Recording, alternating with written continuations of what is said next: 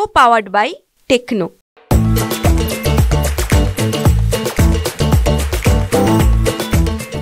महायुतीच्या सर्व नेत्यांनी ज्या वेळेला आदरणीय अजितदादांचा पक्षामध्ये प्रवेश झाला त्यावेळेला आदरणीय देशाचे पंतप्रधान नरेंद्र मोदीजींनी आणि आदरणीय आपल्या गृहमंत्री अमित शाह साहेबांनी स्पष्टपणे त्यावेळेला शब्द दिलेला आहे अजितदादांना की त्यांचे जे सिटिंग आमदार असतील तर त्यांना त्या मतदारसंघातून त्यांना उमेदवारी दिली जाणार आहे। आणि मला माझ्या नेत्यांच्यावर विश्वास आहे, आदरणीय नरेंद्र मोदी आणि अमितभाई शहांच्यावरती विश्वास आहे की त्यांनी जो शब्द आदरणीय अजितदादांना दिलेला आहे, महायुती जर व्यवस्थित आबाधित ठेवायची असेल तर ते दिलेले शब्द पाळतील।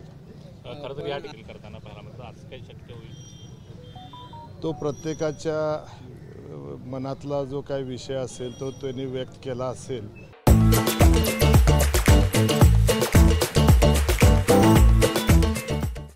पण मला खात्री आहे की मित्रपक्ष जे आहेत भाजप आणि एकनाथरावजी शिंदे साहेबांची शिवसेना यांनी आपापल्या लोकांना तिथं सांभाळायचं किंवा त्यांचं मन परिवर्तन करून त्यांनी आपल्या महायुतीसोबत ठेवण्याचं हे कर्तव्य त्यांचं आहे। त्यामुळं मी त्याच्यावरती फार काही भाष्य करणार नाही। पण आजच्या त्या सभेमध्ये मुरलीधर मोहोळ असतील किंवा प्रमोद सावंत असतील यांनी जाहीरपणे देवेंद्र फडणवीस यांनी देखील निरोप दिलेला आहे की माझा आणि भाजपचा गोव्याचे मुख्यमंत्री पदाचा मुख्यमंत्री हे वाक्य बोलतात। कसं बघता मग याकडे तुम्ही?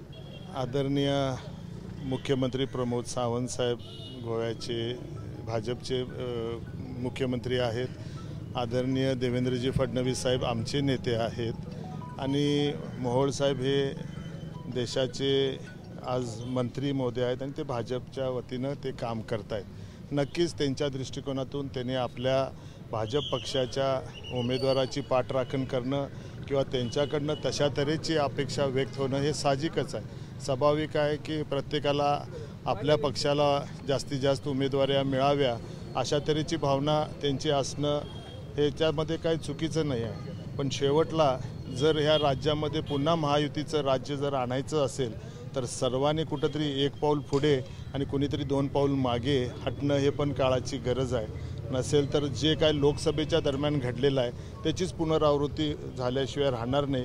ह्याचा अभ्यास मला वाटते आदरणीय एकनाथरावजी शिंदे, आदरणीय देवेंद्र फडणवीस साहेब आणि आदरणीय अजितदादांना चांगला झालेला आहे। आणि त्यामुळं ज्यांचे मनसुबे आहेत निवडणुका लढवण्याच्या किंवा ज्यांनी स्वप्न पाहिलेली आहेत त्यांना आवर घालणं त्या पक्षाचं हे कर्तव्य आहे आणि मला वाटते त्यामध्ये ते यशस्वी होतील।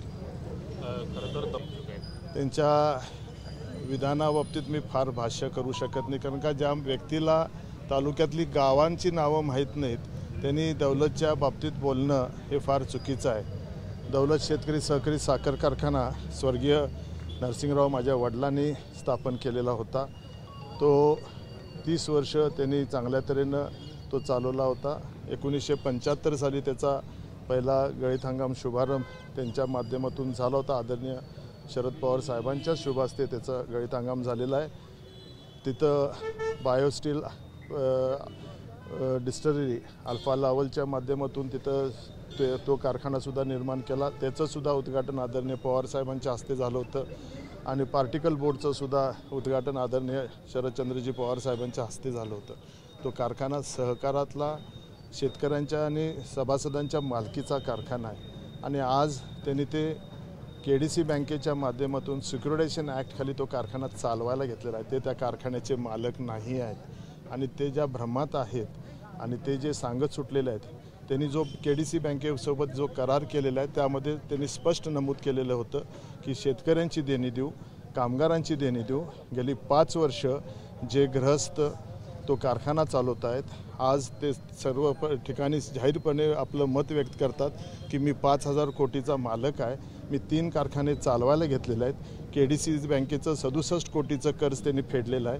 मग गेली 5 वर्ष इथल्या कामगारांची 30 कोटीची देणी, शेतकऱ्यांची 30 कोटीची देणी हे देत नाहीत आणि ह्यांना आता गुडघ्याला बाशिंग बांधून भागामध्ये पैशाचं वाटप करून अनेक ठिकाणी म्हणजे जेवणावळ्या आणि खानावळ्या चालू केलेल्या आहेत आणि ते ग्रस्त माझ्यावरती टीका करतात। हे किती निंदनीय आहे हे तुम्ही विचार करू शकता. मी शेतकऱ्यांच्या दृष्टिकोनातून मागणी केली होती, कामगारांच्या दृष्टिकोनातून मागणी केली होती की त्यांचे हे देय जे आहे ते दिल्याशिवाय त्यांना क्रशिंग लायसन्स देण्यात येऊ नये. राजेश पाटील आमदार असताना 5 वर्ष मी आमदार आहे, मी कधी कारखाना बंद पाडला हे तुम्हाला सर्वांना ज्ञात आहे. त्यामुळे हे अपप्रचार करण्याचाच एक उद्देश आहे. 5 वर्षात तो कारखाना कधी बंद पडला नाही आणि आज हे भागामध्ये सांगत सुटत आहेत की राजेश पाटील उद्याचे जर आमदार झाले तर हा कारखाना बंद पाडणार म्हणून. म्हणजे किती विद्वान ही मंडळी आहेत ह्याच्यावरूनच तुम्हाला हे समजू शकतं.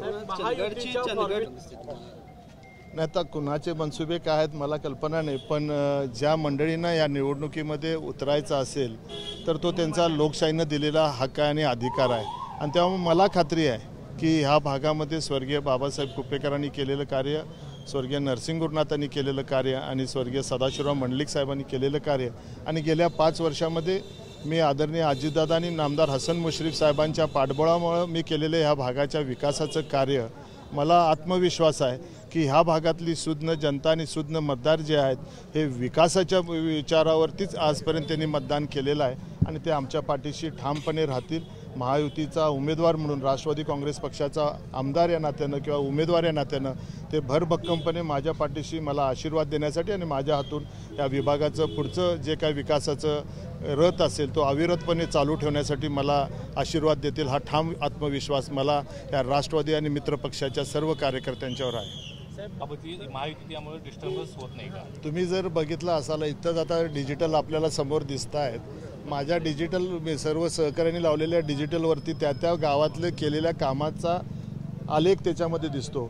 बाकीच्यांचे जर डिजिटल पाहिले तर चांगलं आपण जशा कुठल्या तरी हिरे जवाहरातच्या जाहिरातीचे फोटो ज्यावेळी आपण बघता जसे मॉडेल्स आपण तिथं त्या जाहिरातीमध्ये दिसतात तसे चांगले सूट बूटमधले फोटो असतील, कुठल्या हिरोईनचा जसा वापर होतो तशा तऱ्हेचे डिजिटल्स तुम्हाला पाहायला मिळतील. म्हणजे त्यांनी केलेलं कार्य जर काय असतं तर त्या डिजिटल्सवरती किंवा त्यांच्या माध्यमातून तिथं उमटलं असतं. पण काहीच काम न करता आता त्यांना सर्वांना वाटतं की आपण उद्याच्या निवडणुकीमध्ये आपण निवडून येणार आहोत म्हणून त्यांचं जे काय अट्टहास आहे हा ते त्यांच्या भ्रमात राहू इच्छितात. तर त्यांना माझ्या शुभेच्छा आहेत. को पावर्ड बाय टेक्नो.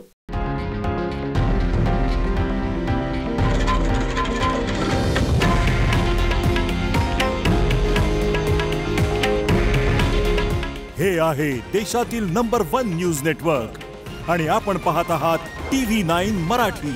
काळजी तुमची, हित महाराष्ट्राचं.